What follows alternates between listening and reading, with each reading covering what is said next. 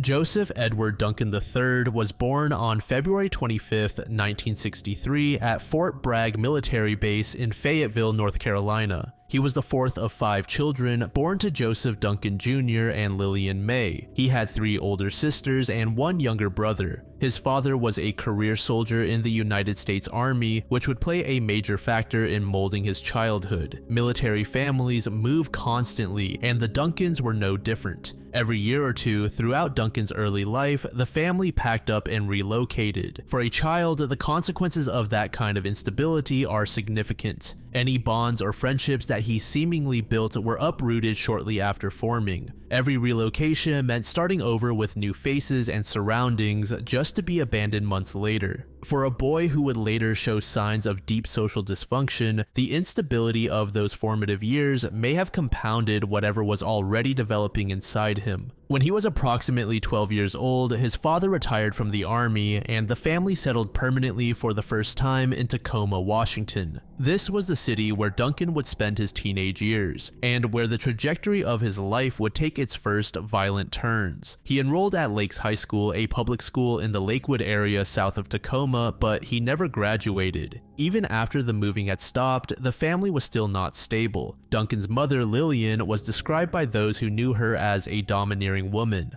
Accounts from people familiar with the family suggest she exerted a heavy, controlling influence over the household dynamic, though the specifics of what daily life looked like inside the home remain largely unclear. The marriage between Joseph Jr. and Lillian began to collapse in the late 1970s. Duncan's parents separated in 1979 and formally divorced in 1983. Around the time of the separation, Duncan's 3 older sisters all left the household at once, a sudden and total departure that left the family home significantly emptier. Duncan's younger brother eventually went to live with their father, who remarried and started a new chapter with a step-family. Duncan, however, stayed behind with his mother. Whether by choice or circumstance, Duncan was left in the orbit of a woman described as intimidating, in a home that had been hollowed out by divorce and departure. It was in 1980 that we first learned a bit more about the tragic events of Duncan's upbringing. That year, he was arrested for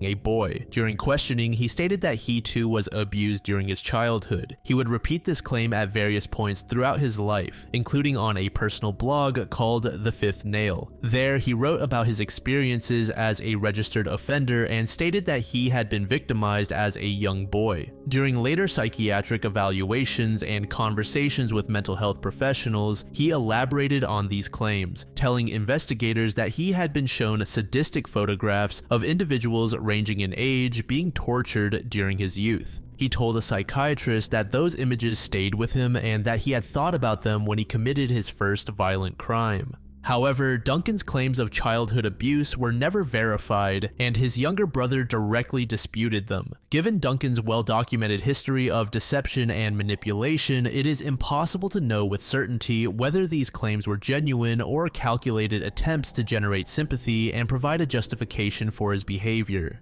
In addition to the abuse claims, Duncan reportedly suffered 2 significant head injuries early in his life. According to testimony presented during his federal sentencing hearing, he was struck in the head with a shovel as a boy, and he was involved in a car crash at age 15 that resulted in a second injury. The earliest known act of deviant violence committed by Duncan occurred when he was just 12 years old. According to court records, he assaulted a 5-year-old boy in what would be the first documented instance of a pattern that would span the rest of his life. This attack occurred around 1975, roughly the same time the Duncan family was settling into Tacoma after his father's retirement. Apparently, Duncan never faced any repercussions for this crime, and it was never formally recorded by officials. The ranch was a group home for boys who were wards of the state of Washington. The facility originated in 1926 when a woman of the same name donated land and funds in connection with the Children's Industrial Home, a Tacoma organization founded in 1890 to care for orphaned, destitute, and ill-treated children. Over time, the donated property was converted into a residential facility for troubled boys. It was operated by an organization called Gateways for Youth and Families and was licensed by Washington's Juvenile Rehabilitation Administration. On paper, the ranch existed to rehabilitate. Its purpose was to take boys who had been failed by their families or by circumstances and provide them with structure, supervision, and a path toward better futures. But in actual practice, the facility was something very different. Reports that emerged through decades of subsequent lawsuits describe a facility that was overcrowded and understaffed, that hired employees who were unqualified to work with the youth or who had criminal histories of their own.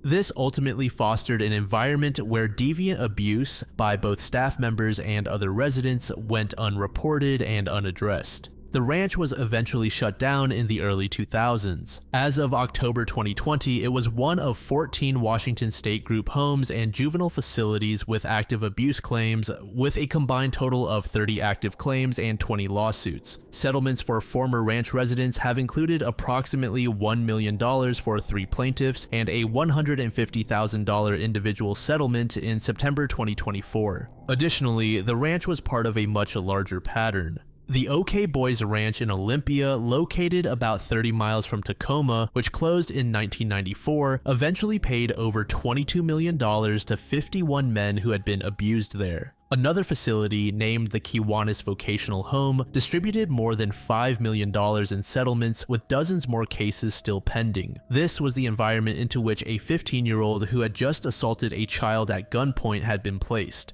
At the ranch, Duncan was assigned to regular sessions with a therapist. It was during these sessions that he made disclosures that, had the system worked as intended, should have changed everything. According to a report by the Associated Press, Duncan told the therapist that he had bound and assaulted 6 boys. He went further, estimating that by the age of 16, he had assaulted approximately 13 boys in total that were all younger than him. Duncan made these statements to a mental health professional at the facility, and yet, despite the severity of what he disclosed, he was released from the ranch after only a few months. This eventually led to the previously mentioned assault from 1980. Duncan, then 17, was prosecuted as an adult. A judge sentenced him to 20 years in prison for that crime. However, the sentence was initially suspended so that Duncan could be sent to the Offender Treatment Center at Western State Hospital, a psychiatric facility in Lakewood, Washington. But as you'd probably expect, Duncan failed the offender treatment program. According to the timeline established by court records, he was expelled from the program in 1982 and transferred to prison to serve out his sentence. While in prison, Duncan reportedly told a psychiatrist that when he committed the 1980 assault, he had been thinking about sadistic photographs of children that he claims were shown to him during his own childhood. From that point on, Duncan would continuously attempt to frame himself as a sort of victim by calling back to the incidents that occurred earlier in his life. During his time in prison, he was also allegedly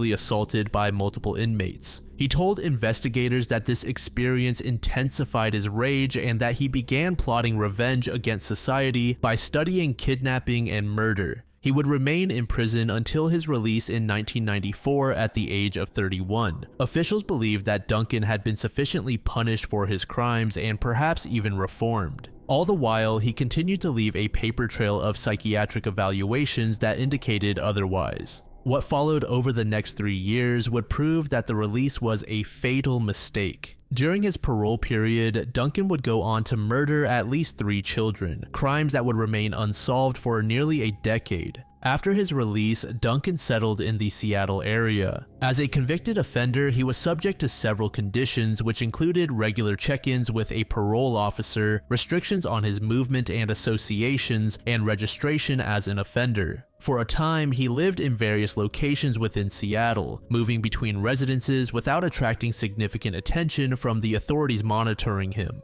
The parole system could not see that Duncan's mind had not changed one bit during his years behind bars. If anything, his time in prison had sharpened his ability to manipulate and deceive. Earlier psychiatric assessments from the late 1970s and early 1980s had labeled him a deviant psychopath with sadistic tendencies, a man tormented by violent intimate fantasies about children that he described as constant and overwhelming. During his incarceration, Duncan learned that simply retracting some of his previous violent claims would assist in his appearance. For example, he initially stated that he had assaulted 13 victims during his time at the ranch. Duncan later took this back and said that he was just exaggerating. This was enough for some evaluators to deem him as potentially suitable to be reintroduced to society. During his time in Seattle, Duncan was not employed in any significant capacity, and he drifted through the margins, appearing to lead an uneventful life. He had no known close relationships, no partner, and no stable social circle. However, it was likely that Duncan was simply carefully surveilling and planning before committing another act of violence.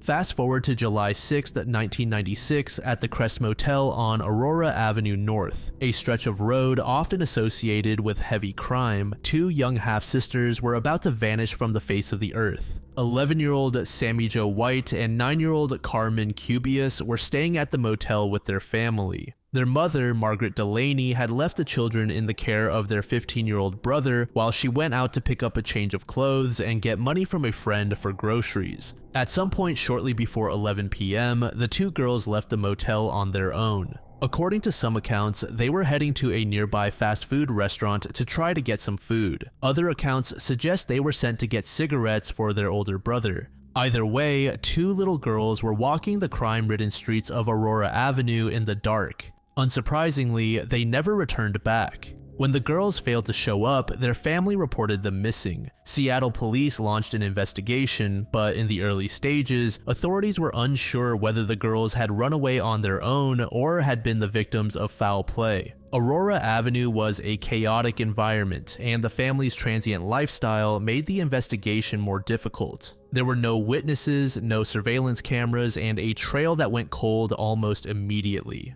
For over a year and a half, the case lingered in limbo. Investigators continued to follow leads, but none produced results. Then on February 10, 1998, a homeless man living in an abandoned barn in the North Creek area of Bothell, a suburban community roughly 15 miles north of Seattle, stumbled upon skeletal remains. The King County Medical Examiner's office identified the remains as those of Sammy Jo and Carmen. Based on the condition of the remains and forensic analysis, the medical examiner concluded that the girls had likely been killed very soon after they disappeared in July 1996. Little did officials know that these killings were conducted by none other than Duncan himself. In 1996, the same year he committed the double murder, Duncan was arrested on a marijuana charge. It was a parole violation, but nothing that triggered the alarm bells it should have. He was released again just weeks later, this time with new, tighter parole restrictions added to his supervision. Within months, he would kill again.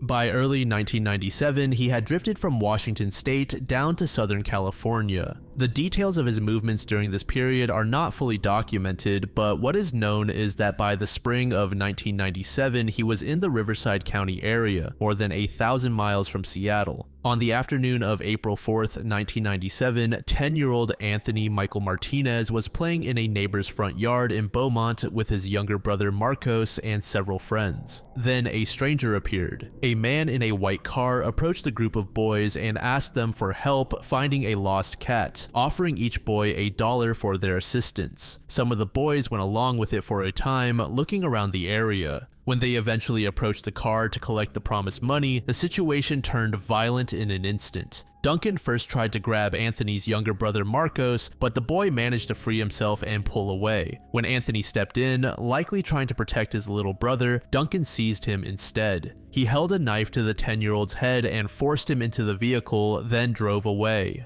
The other children ran screaming. Anthony's stepfather, Ernesto Medina, was inside the family's apartment with his wife, mother-in-law, and 4-year-old daughter when he heard children outside screaming that a man kidnapped Tony. Medina immediately called the police, then jumped in his car and began driving through the neighborhood, hoping to spot the abductor. He assumed the man had been on foot, but by that time, Duncan had already driven miles away. What followed was an extensive 2-week search involving numerous local, state, and federal agencies. Approximately 6,000 tips and leads poured in and were investigated. A composite sketch of the suspect was produced based on descriptions from the boys who had been playing with Anthony, and it was distributed widely, but none of it was enough. Anthony was already dead. Duncan had taken the boy to a remote desert area. He would later state that when he murdered Carmen, she screamed out for him to stop. This haunted Duncan and led him to tape shut Anthony's mouth. He assaulted the boy and then bludgeoned him with a rock that he found nearby.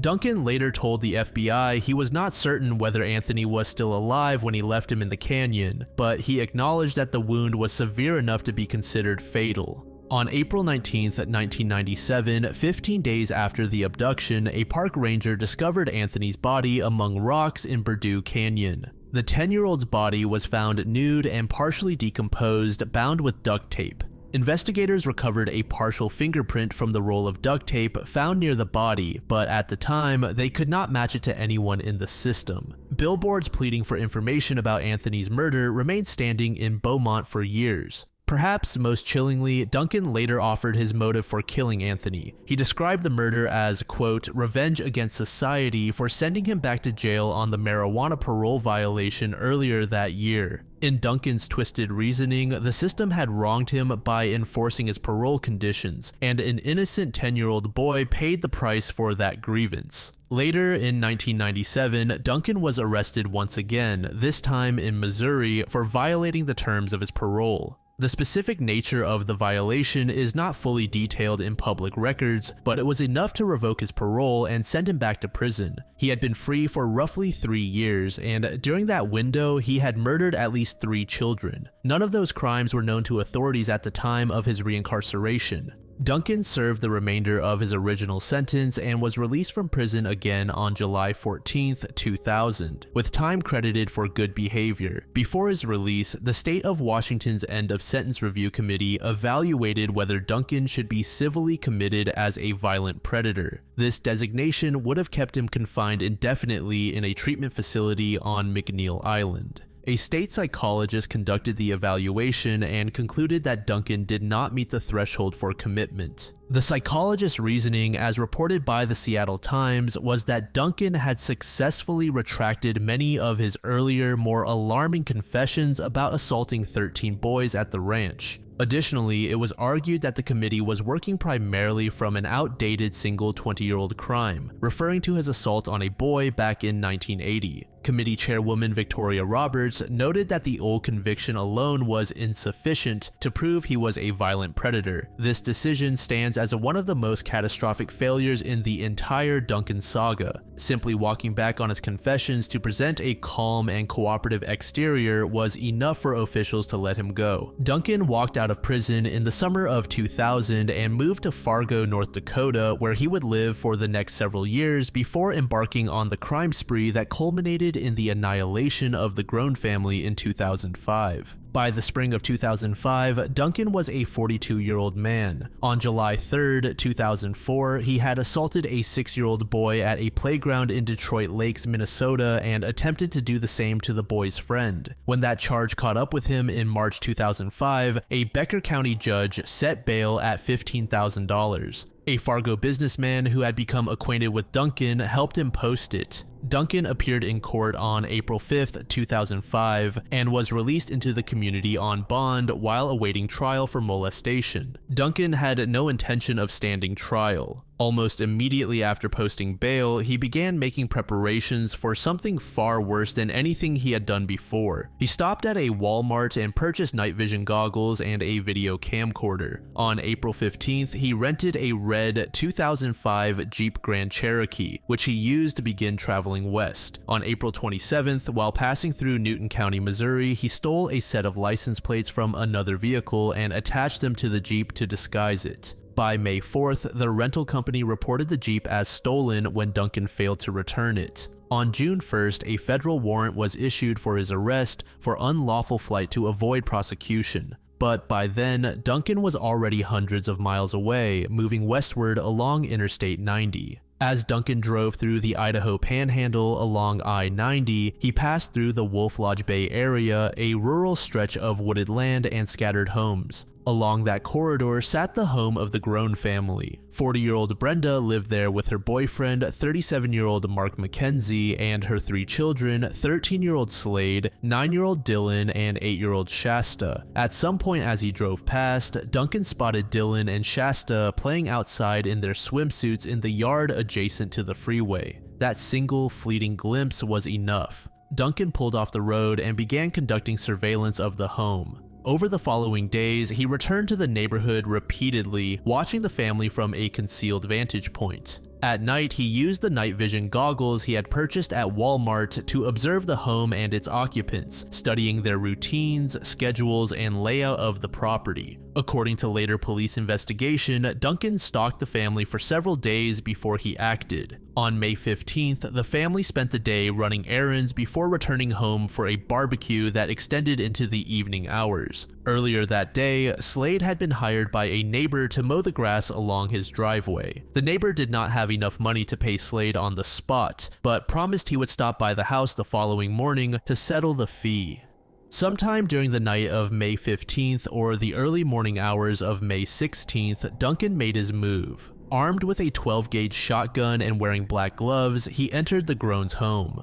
Much of what is known about what happened inside that house comes from the testimony of the sole surviving witness, 8-year-old Shasta. In her police interview, she described being woken up in the middle of the night by her mother. Brenda came into the room where Shasta and Dylan were sleeping and said, "Someone is in the house." The family was herded into the living room where Shasta saw Duncan for the first time. He used nylon zip ties to restrain Brenda's hands. He did the same to the boyfriend Mark and to Slade. With the 3 adults and the teenager bound and helpless, Duncan removed Shasta and Dylan from the house and placed them outside on the front lawn. The 2 youngest children sat in the dark alone while the sounds of violence came from inside their home. Shasta recalled hearing multiple thumping sounds from within the house. What she was hearing was Duncan bludgeoning her mother's boyfriend, and her older brother to death with a hammer. At one point during the attack, Shasta saw her brother Slade stagger out of the house, injured and disoriented, trying to escape. Duncan pursued him and finished the job. When the killing was done, Duncan walked outside, collected Shasta and Dylan from the lawn, and placed them in his stolen Jeep. The next morning, the neighbor who had promised to pay Slade for mowing his grass arrived at the home. No one appeared to be home, yet the family vehicles were still parked in the driveway with their doors hanging open. A dog was barking incessantly from inside the house. Something was clearly wrong. The neighbor called the police, deciding it was best for him to stay out of the home. When deputies arrived, they entered the home and discovered the bodies of Brenda and Slade in the kitchen and Mark in the living room. Deputies immediately sealed off the home and the road in its vicinity, designating the entire area as a crime scene. The following day, the county coroner officially identified the 3 bodies, and they were removed from the house and transported to the county morgue. Simultaneously, an Amber Alert was issued nationwide for Dylan and Shasta. Volunteers began scouring the wooded areas surrounding the home and the shores of a nearby lake, hoping the children might have fled into the wilderness during the attack. Within 2 days, investigators zeroed in on a person of interest, that being 33-year-old Robert Roy Lutner, known locally as Concrete Bob because of his work in the construction industry. Lutner had a criminal record and was believed to have visited the Groenes on May 15th, just hours before the murders. A relative told investigators that Lutner owed Brenda and Mark approximately $2,000. When Lutner learned that police were looking for him, he turned himself in voluntarily. He denied any involvement in the killings, submitted to a polygraph examination, and passed. He was subsequently cleared as a suspect. This dead end cost investigators a valuable time. In the absence of a clear suspect, theories about the motive escalated. The autopsies had revealed marijuana and methamphetamine in the bloodstreams of Brenda and Mark, leading some investigators to explore whether the killings were the result of a substance deal gone wrong. A gang from Spokane was even brought in for consultation. But none of these theories fit the evidence, particularly the fact that 2 young children had been taken from the home while 3 adults were killed. The motive was not substances or money, but rather the children themselves. On May 19th, investigators received a potentially critical tip from a sporting goods store owner in Bonners Ferry, Idaho, roughly 90 miles north of the crime scene. The store owner reported that a man had come in asking for directions to Libby, Montana, driving a white van with Washington state license plates and accompanied by 2 children who matched the physical descriptions of Dylan and Shasta. Every road between Bonners Ferry and Libby was searched, but no sign of the van was found. The tip would later prove to have been a false alarm, diverting resources at a critical juncture. The FBI joined the investigation and offered a $100,000 reward for information leading to the safe recovery of the 2 kids. Billboards and posters bearing the children's faces were plastered across the Pacific Northwest, but no additional leads came in. While investigators searched in vain, Duncan had driven the 2 children hundreds of miles east into the remote wilderness of western Montana. He took them deep into the Lolo National Forest near the small town of St. Regis, where he set up camp at a series of makeshift campsites far from any roads or trails. What followed over the next approximately 7 weeks was a campaign of horrid torture, abuse, and psychological manipulation. Duncan repeatedly brutalized both children. He used his video camcorder to record some of the violence, creating footage that would later be shown to a federal jury and described by jurors as the most disturbing thing they had ever witnessed. In one of the videos, filmed inside a dilapidated old mining cabin in the forest, Duncan, nude, was shown abusing Dylan, who was also nude and restrained. Duncan then fashioned a wire noose, hung Dylan from a crossbeam in the cabin's ceiling, and left him dangling until he lost consciousness. As he screamed in agony, Duncan shouted, "The devil is here, boy. The demon couldn't do what the devil requested, so the devil came himself. The devil likes to watch children suffer and cry." When Duncan finally took Dylan down, the boy was barely alive. Duncan then shouted, "Listen, I just saved you. I saved your soul." Duncan forced the children to call him Dad. He told them they would be allowed to live if they did everything they were told. He moved them between at least 2 different campsites during the 7-week period, keeping them isolated and under constant control. He bragged to Shasta about how he had beaten her family members to death with a hammer, describing the murders in detail as though recounting an accomplishment. He told Shasta that he did what he did because, quote, God told him to. After weeks of abuse, Duncan killed 9-year-old Dylan at one of the Montana campsites. According to Shasta's testimony, she was standing on the opposite side of Duncan's Jeep when she heard a loud boom. She ran around to the other side and found Dylan lying on the ground, screaming. Duncan claimed the shooting was an accident, that he had been digging through a clear plastic storage box looking for beer when a shotgun stored in the box went off, hitting Dylan in the stomach. As Dylan lay on the ground in agony, Duncan picked up the sawed-off shotgun, placed it against the boy's head, and pulled the trigger. The gun failed to fire. Dylan, in excruciating pain from the stomach wound, begged Duncan not to kill him.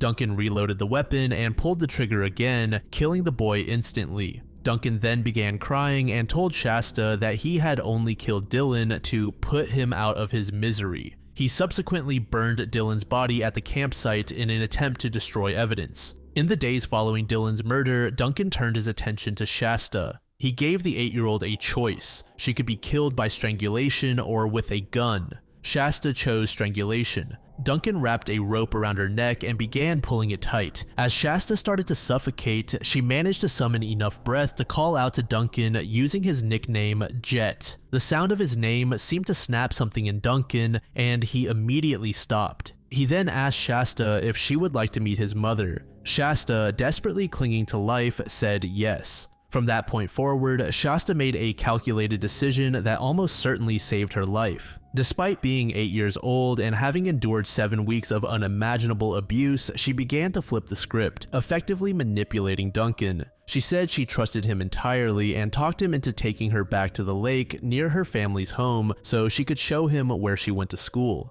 Duncan drove back westward toward Idaho with Shasta. On the evening of July 1st, 2005, the two were captured on a surveillance camera at a convenience store in Kellogg, Idaho. A gas station employee recognized Shasta but did not confront her, as nothing appeared overtly out of the ordinary at that moment. The employee and her manager later reported the sighting to authorities after reviewing the footage. In the early morning hours of the next day, Duncan and Shasta walked into the Denny's restaurant on I-90 in Coeur d'Alene. It was approximately 1:30 in the morning. Two young men, Nick Chapman, age 21, and Christopher Donlan, age 18, were smoking cigarettes outside the restaurant when they spotted the pair entering. Nick recognized Shasta from a billboard he had driven past earlier that evening. Inside the restaurant, Shasta looked up and made eye contact with Nick. She later recalled the moment saying, "I looked up and saw this guy. He looked at me and I nodded my head. He nodded back, and I can tell from his eyes that he knew who I was. I was trying to tell him through my eyes that it was me." Nick then went to the waitress, Amber Dean, who also recognized the girl. She and restaurant manager Linda Olson quickly formulated a plan.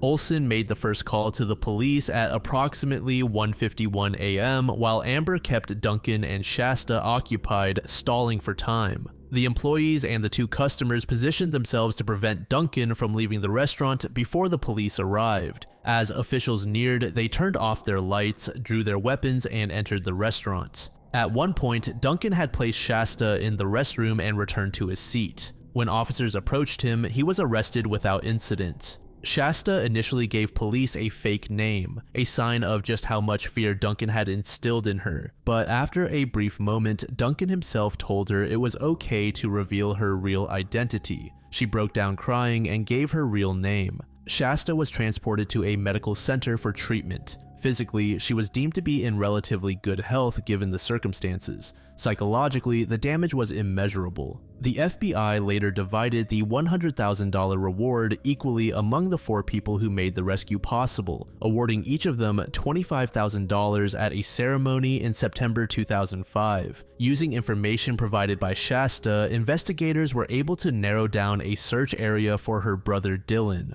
On July 4th, 2 days after Shasta's rescue, investigators located a makeshift campsite in the Lolo National Forest. There, they discovered human remains. The remains were sent to the FBI laboratory in Quantico, Virginia for DNA analysis and were positively identified as those of Dylan Groene. Forensic examination confirmed that Dylan had been shot at point-blank range and that his body had been burned after death. Duncan was prosecuted in 3 separate courts. In Idaho State Court on October 16, 2006, Duncan pleaded guilty to 3 counts of first-degree murder and 3 counts of first-degree kidnapping related to the deaths of Brenda, Slade, and Mark. He was sentenced to 3 consecutive life sentences without the possibility of parole for the kidnapping charges, with sentencing on the murder charges deferred pending the outcome of his federal trial. After his federal death sentence, Idaho added 3 more life sentences. In federal court on January 18, 2007, a federal grand jury in Coeur d'Alene indicted Duncan on 10 counts, including kidnapping resulting in death, aggravated abuse of a minor, and exploitation of a child resulting in death. Duncan pleaded guilty to all 10 charges on December 3rd of the same year. During the penalty phase in 2008, he dismissed his attorneys and chose to represent himself, presenting no mitigating evidence and calling no witnesses. Jurors were shown a 33-minute video Duncan had recorded of himself torturing and abusing Dylan. On August 27, 2008, after 3 hours of deliberation, the jury recommended the death penalty. Duncan received 3 death sentences. He received 3 additional consecutive life sentences for kidnapping Shasta and abusing both children. Jurors were offered counseling after the trial to help them cope with what they had been forced to see and hear. In California State Court, on the same day as his federal indictment, Riverside County announced charges against Duncan for the 1997 murder of Anthony Martinez. After prolonged extradition disputes, Duncan was finally brought to California on January 24, 2009. On March 15, 2011, he pleaded guilty to Anthony's murder and was sentenced on April 5th to 2 consecutive life sentences without the possibility of parole. Riverside County District Attorney Paul Zellerbach explained the decision not to seek a separate death sentence by noting that the Martinez family wanted closure and that, quote, "the federal system will kill him long before the state of California would have seriously considered it." Anthony's mother responded to the plea deal by criticizing the system that had freed Duncan in the first place. She said, "How do you get out for good behavior? Someone like that can't be rehabilitated. I don't care what psychologists say." Additionally, at some point during his trials and the investigation, Duncan confessed to the earlier double killing of Sammy Jo and Carmen. However, he was never formally charged for those deaths. In total, his confirmed number of murder victims is 7, but officials suspect a number much greater. As for assault victims, the number is much less clear. Between his juvenile assaults and the ones that occurred in adulthood, the number of known cases is at least 19. Despite having stated his figure of 13 victims at the ranch was false, he later suggested that his true number of assault victims was much higher than 19. In October 2020, Duncan was diagnosed with glioblastoma, an aggressive and typically fatal form of brain cancer. He underwent brain surgery but declined all further treatment, refusing both chemotherapy and radiation therapy. Medical staff at the Federal Bureau of Prisons estimated he had between 6 and 12 months to live. He ultimately died on March 28, 2021, at the age of 58, at a hospital outside the United States Penitentiary in Terre Haute, Indiana. Anthony Martinez's mother, Diana, had this to say after learning about his death. "The sun is brighter today and my soul is lighter. The world is a more beautiful place without the evil that is Joseph Duncan. God chose to make his end a long suffering, and I believe that is fitting." Anthony's father, Ernesto, said, "While I would have liked to witness his execution, knowing he is now standing before God, being held accountable for what he has done is the real justice."